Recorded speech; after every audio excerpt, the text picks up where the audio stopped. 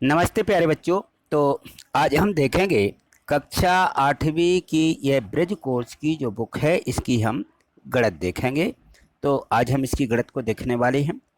यदि आपने चैनल को सब्सक्राइब नहीं किया है तो चैनल को सब्सक्राइब करके रखिए जिससे आपको आगे की वीडियो भी मिल सके। तो देखिए यहाँ पे आज हम देखेंगे इसकी जो वर्कशीट है 24 दी गई है। इसमें दिया गया है आकलन। इसके पहले वाली जो वर्कशीटें हैं वो हमने पिछली वीडियो के माध्यम से कंप्लीट की है। यदि आपने उनको नहीं किया है तो आप डिस्क्रिप्शन में यहाँ देखिए लिंक दी गई है और यहाँ डिस्क्रिप्शन में लिंक पर आप जाकर के वो सभी पिछली वीडियो देख सकते हैं। देखिए यहाँ ये डिस्क्रिप्शन का चिन्ह रहता है, जैसे इसको क्लिक करोगे, देखिए मैं आपको क्लिक करके बता रहा हूँ। मैंने एक क्लिक किया तो क्लिक करने ये डिस्क्रिप्शन बॉक्स खुल जाता है और यहाँ देखें तो यहाँ दिखेगा आपको ये लिखा हुआ है, ये प्लेलिस्ट दी गई है और ये लिंक दी रहती है एक पिछले वीडियो की। तो आप जैसे इसको क्लिक करेंगे तो आपको सभी वीडियो मिल जाएगी।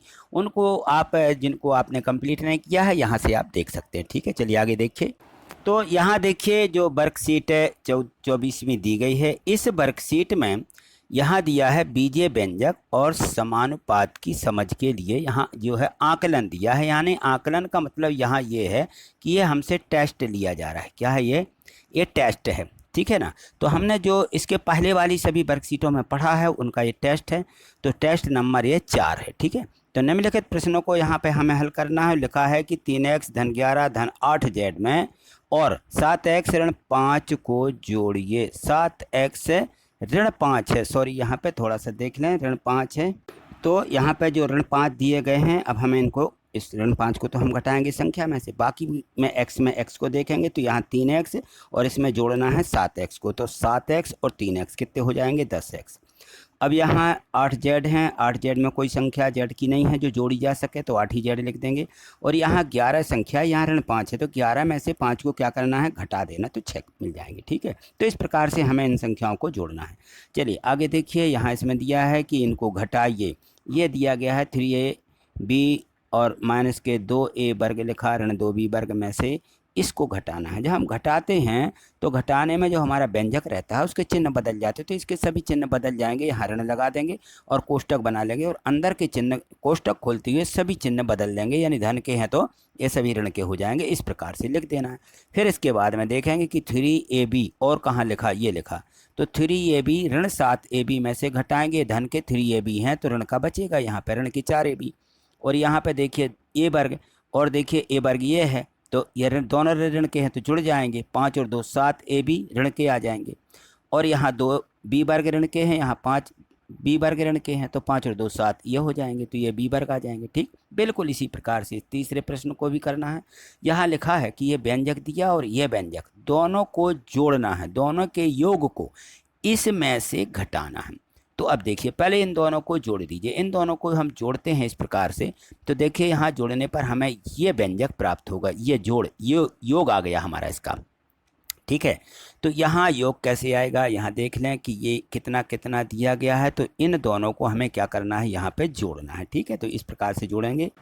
यहाँ देखो कितना लिखा, ऋण 3x पे 3 की घात है और y पे 2 की घात, यानी 3x से घन और बाय वर्ग ये दिया गया है। तो ये देखो और कहीं लिखा है, नहीं लिखा है ना, x पर 3 की घात कहीं नहीं लिखी है। तो इसको ज्यों का त्यों लिख देंगे, ये लिख दिया। यहाँ देखो 2x पर 2 की घात y पर 3 की घात ये है तो ये घट जाएंगे। इसमें से 3 में से 2 घटाएंगे तो 1 मिल जाएगा, यहाँ लिख दिया। और ऋण y पर 4 की घात इसमें नहीं है तो ये ऋण y पर 4 की घात आ जाएगा। ये योग हो गया। अब इस योग को इसमें से घटा देना है। तो चलिए घटाने पर इसके सभी चिन्ह बदल जाएंगे। तो यहाँ देखिए सभी चिन्ह किस प्रकार से हमें बदलना होंगे, इसके चिन्ह बदल जाएंगे। यहाँ देखिए इसको हम आगे लिखेंगे क्योंकि इसमें से घटाना है। ठीक है ना। तो इसको आगे लिख दिया, ये ज्यों का त्यों उतार देंगे। यहाँ पे हमने इसको यहाँ उतार दिया और इसके जो हमारा योग आया इसके चिन्ह बदल के यहाँ ये लिख दिए। और फिर देखेंगे कि हमारे यहाँ पर क्या क्या बचता है। x पर 4 की घात ज्यों का त्यों रहेगा। यहाँ पे देखें तो x पर 3 की घात y वर्ग है, x पर 3 की घात y वर्ग, 3 ये है 1 ये है 4 आ जाएगा। यहाँ देखो एक ये है और इसके बाद में दिया गया है एक ये, तो ये 2 हो जाएंगे तो ये 4 हो गए, ये 2 हो गए। और लास्ट में ये y पर 4 की घात 1 ये है 1 ये है तो 4 5 ये हैं और 1 ये 6 हो जाएगा। तो ये इसका उत्तर इस प्रकार से आ जाएगा। ठीक है। चलिए आगे देखिए। यहाँ देखिए दिया है कि सुमन के पास 5 बाय टाफी हैं, समीना के पास 3 बाय टाफी हैं, तो सुमन की समीना से कितनी अधिक है। तो हम क्या करेंगे, हम यहाँ सुमन की टाफी में से समीना की टाफियों को घटा देंगे। तो यहाँ ये 5 बाय में से 3 बाय घटाएंगे तो आ जाएगा कि समीना की टाफी जो हैं टाफी से सुमन की टाफी 2 बाय अधिक हैं। ठीक है ना। यहाँ आयत की लंबाई दी गई है, चौड़ाई दी गई है, परिमाप ज्ञात करना है। तो आयत की लंबाई और चौड़ाई जो दी गई है यहाँ उसकी परिमाप होती है 2 लंबाई धन चौड़ाई। ठीक है ना। तो यहाँ लंबाई रख देंगे, यहाँ चौड़ाई रख देंगे, दोनों को जोड़ देंगे तो 7x और 7y आ जाएगा। ठीक। तो ये 7x 7y में 2 का गुणा कर देंगे तो ये 14x धन 14y दोनों की क्या हो जाएगी, आयत की परिमाप हो जाएगी। चलिए आगे देखिए।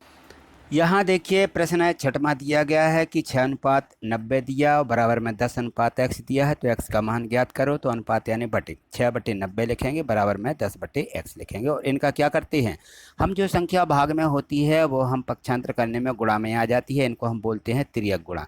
यानी फिर हम इसका क्या करते हैं, ऐसा तिरछा गुणा कर देते हैं। तो x का 6 में कर देंगे, 6x और 10 में 90 का। तो यहाँ देखिए 6x बराबर ये 90 लिखेंगे और ये गुणांक में है तो ये बटे में चला जाएगा, क्योंकि ये गुणा है तो गुणा वाली संख्या भाग में पक्षांतर में जाती है तो बटे में। और 6 से इसको काट दीजिए, 6 एकम 6, 6 15 90। ठीक है।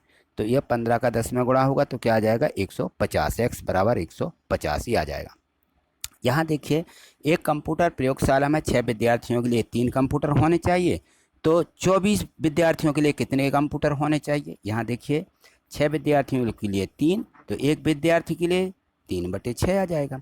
तो 24 के लिए इस 3/6 में गुणा कर देंगे, 24 का ये गुणा कर दिया और इनको काट लेंगे कि 6 एकम 6 और यहाँ काटेंगे तो 6 चौके ये 24 आ जाएंगे ना। तो 4 3 12 कंप्यूटर हो जाएगा। एक टोकरी में सेब और संतरे ये इस अनुपात में दिए 10:1। तो संतरों की यदि संख्या 25 है तो सेब की कितनी होगी। देखिए तो हम जो निकालना है उसको हम x मान लेते हैं कि माना सेबों की संख्या x होगी। तो सेब अनुपात संतरा दिया, सेब बटे संतरा। तो यहाँ 10/1 आएगा और बराबर में क्या लिखेंगे, ये x/25, क्योंकि ये x हमने सेब और संतरे कितने 25 हैं, ये 25 दिए गए। अब इनका क्या करेंगे, वैसे इनका हम ऐसा गुणा कर लेते हैं, तिर्यक गुणा। ठीक है ना। 1 का x में हो जाएगा, 25 का 10 में हो जाएगा तो 250 आ जाएंगे, x का मान 250 आएगा, ये सेब की संख्या आ जाएगी। ठीक है। तो इस प्रकार से इनको हल करना। चलिए आगे देखिए। यहाँ देखिए दिया गया है कि एक गणित समूह में 25 विद्यार्थी हैं। ठीक है ना। और जिसमें 11 लड़के हैं, शेष लड़कियां हैं। लड़कियों का कुल विद्यार्थियों से अनुपात ज्ञात कीजिए। तो देखिए कुल विद्यार्थी 25 हैं, 11 लड़के हैं। तो हम क्या करेंगे, 25 में से 11 घटा देंगे तो लड़कियों की संख्या आ जाएगी। देखिए यहाँ पे तो लड़कियों की संख्या बराबर 25 × 11 तो 14 लड़कियाँ हो जाएंगी। अब हमें लड़कियों का अनुपात कुल से निकालना है, कुल 25 दिए गए तो अनुपात बराबर लड़कियां बटे कुल विद्यार्थी। तो 14/25 यानी 14:25, ये इस प्रकार से आ जाएगा। और यहाँ दिया है कि एक कार 12 लीटर पेट्रोल में 180 किलोमीटर दूरी तय करती है। 90 किलोमीटर दूरी तय करने के लिए कितना पेट्रोल लगेगा। तो यहाँ देखिए जितना पेट्रोल लगना है उसको हम मान लेते हैं कि x लीटर पेट्रोल लगेगा। तो किलोमीटर अनुपात या किलोमीटर बटे किलोमीटर, पेट्रोल अनुपात पेट्रोल या बटे पेट्रोल, ऐसा लिख लेते हैं। तो किलोमीटर पहले कितना दिया 180 और फिर 90, तो 180 बटे ये 90 आ जाएगा। और पेट्रोल 12 दिया और हमने x माना है तो यहाँ x आ जाएगा। तो x बराबर क्या हो जाएगा, यहाँ देखिए हम x का यहाँ गुणा करेंगे और 90 का यहाँ गुणा कर देंगे, है ना। तो इस प्रकार से अब देखिए यहाँ पे x बराबर सीधे आ जाएगा कि हमने कहा तिर्यक गुणा करते हैं। तो 180 में x का करेंगे तो ये तो बटे में जाएंगे, ये 90 इधर गुणा होगा और ये इधर ही आ जाएगा, x यहाँ आ जाएगा। तो x बराबर 12 × 90/180। इनको काट देंगे तो 1 0 ये कट जाएगा, ऐसा काट दें कि 1 0 ये कट जाएगा, 1 0 ये कट जाएगा और 9 एकम 9, 9 दूनी 18 हो जाएंगे। 2 से काटेंगे, 2 6 12 तो बराबर आ जाएगा 6 लीटर पेट्रोल लगेगा। ठीक है। तो इस प्रकार से इसको लिख देना। चलिए आगे देखिए। यहाँ देखिए वर्कशीट 25 दी गई है, यहाँ लिखा प्रतिशत को भिन्न में व दशमलव के रूप में लिखिए। तो उदाहरण के रूप में भी यहाँ दर्शाया गया है। तो यहाँ इस प्रकार से करेंगे। प्रयास के लिए दिया गया प्रश्न है कि निम्नलिखित प्रश्न को भिन्न और दशमलव के रूप में लिखिए। तो किस प्रकार से लिखेंगे, 5%।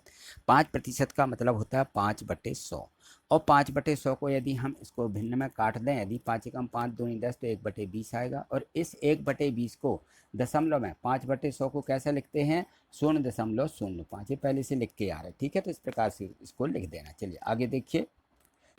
तो यहाँ देखिए वर्कशीट 25 दी गई है, इसमें है प्रतिशत को भिन्न और दशमलव के रूप में लिखना है। प्रतिशत को किस में, भिन्न में भी लिखना और दशमलव, दोनों चीज़ें दी गई हैं। तो यहाँ देखिए उदाहरण दिया गया है, इसको भी देखिए, और यहाँ देखिए प्रश्न दिए गए हैं यहाँ पे कि भिन्न और दशमलव के रूप में लिखिए। तो 5% दिया है, यानी 5/100। 5/100 को हम यदि भिन्न काट दें तो 1/20 आ जाएगी, ठीक है ना, या 5/100 ही लिख सकते हैं। तो 5/100 ये भिन्न हो जाएगी। अब इसको दशमलव में हम लिखेंगे तो कितना आएगा, 0.05।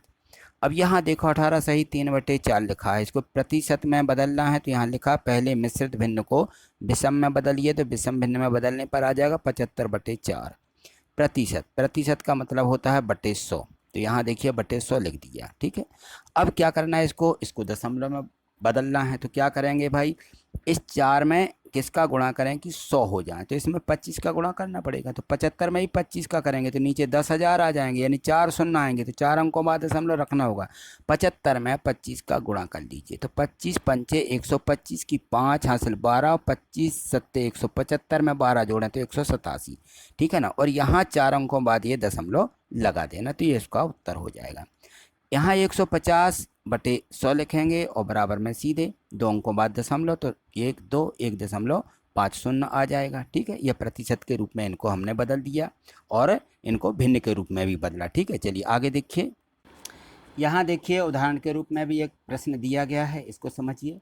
और फिर इसके बाद देखिए यहाँ लिखा प्रयास कीजिए 2500 का 20% का की जगह गुणा लगा देना है और इन संख्याओं को प्रतिशत जैसा बदलते थे वैसे ही करना है, बटे 100। तो ये 2 शून्य से ये 2 शून्य कट जाएंगे और यहाँ पे कितना आ जाएगा, 25 दूनी 50 यानी 500 आ जाएगा। इसी प्रकार से इसको हल कीजिए, का की जगह गुणा लगा दीजिए, 50 गुणित 120/100। तो यहाँ से 2 शून्य काटेंगे, एक ये और एक ये कट जाएंगे, तो 12 पंचे 60, ये 60 किलोमीटर। यहाँ देखिए लिखा है कि 1 किलोग्राम का 75%, तो 1 किलोग्राम को ग्राम में बदल दिया। ग्राम कितने हो जाएंगे, 1000 1 किलो के, तो 1000 का 75%, 75/100, 2 शून्य कट गए, 2 शून्य, तो यहाँ शून्य बस, तो 75 और यहाँ शून्य और बढ़ जाएगा, 750 आ जाएगा, ठीक है। चलिए आगे देखिए, यहाँ देखिए वर्कशीट 26 दी गई है कि भिन्न एवं दशमलव को प्रतिशत के रूप में लिखो। तो यहाँ उदाहरण भी दिया है और लिखा है प्रयास कीजिए। 4/3 को प्रतिशत के रूप में लिखना, तो हम 4/3 लिख के 100 का गुणा कर देते हैं और प्रतिशत लगा देते हैं, ठीक है। तो यह आ जाएगा 400/3। अब इसको 3 से भाग लगा दिया तो 133 सही 1/3 आ गया, ठीक है ना। ये प्रतिशत के रूप में बदल गया, भाग लगा देंगे इसको सीधा सीधा, बटे में जो आएगी संख्या उसको लिख देते हैं। 3/40 को प्रतिशत में बदलना, तो 3/40 और 100 का गुणा करेंगे तो यहाँ से संख्या 0 0 कट जाएगा, 2 से काट दें, 2 दूनी 4, 2 पंचे 10, 5 ती 15/2। 15/2 को भाग लगा दीजिए तो 7 सही 1/2%। यहाँ पे हम इसको भिन्न के रूप, मिश्र भिन्न के रूप में लिख देंगे, ठीक है। चलिए आगे देखिए, यहाँ देखिए यहाँ लिखा कि 7/25 को प्रतिशत में बदलिए, तो हम 7/25 लिखेंगे, 100 का गुणा कर देंगे, ठीक है ना। और 25 से काट दिया, 25 से कम 25, 25 चौको 100, यहाँ काट लेंगे तो ये 4 बार में कट जाएंगे और 7 चौके 28% ही आ जाएगा। यहाँ लिखा 0.25 को प्रतिशत में, तो हम क्या करेंगे, प्रतिशत लिखेंगे और 100 का गुणा कर देंगे। तो 25.25 में 100 का गुणा करेंगे तो कितना आ जाएगा, यहाँ पे 25% आ जाएगा, क्योंकि दशमलव के बाद के शून्य कैंसिल। इसी प्रकार से 0.50 को बदलेंगे, क्या आ जाएगा, यहाँ पे इसको 100 का गुणा करेंगे तो ये 50 ही बस रह जाएगा। इसी प्रकार से 0.75 को भी 100 का गुणा करेंगे तो ये 75% यह बन जाएगा, ठीक है। इस प्रकार से हमें इसको लिख देना है। ये दशमलव का मतलब होता है बटे में अपन 100 ही करेंगे, इसके बटे 100 करेंगे तो 100 कट गए, 25 यहाँ भी 100 कट जाएंगे, 50 यहाँ भी 100 कट जाएंगे, तो ये 75 मिलेंगे, ठीक है ना। तो इस प्रकार से इनको लिख देना है, ठीक है। चलिए आज इतना ही, आगे और भी जो वर्कशीटें दी गई हैं उनको अगली वीडियो के माध्यम से हल करेंगे। आगे देखने के लिए चैनल को सब्सक्राइब करके रखिए और प्रत्येक वीडियो को एक लाइक जरूर करते जाइए, जिससे कि आपको मैं और भी वीडियो बना करके दे सकूँ, ठीक है। थैंक यू, धन्यवाद।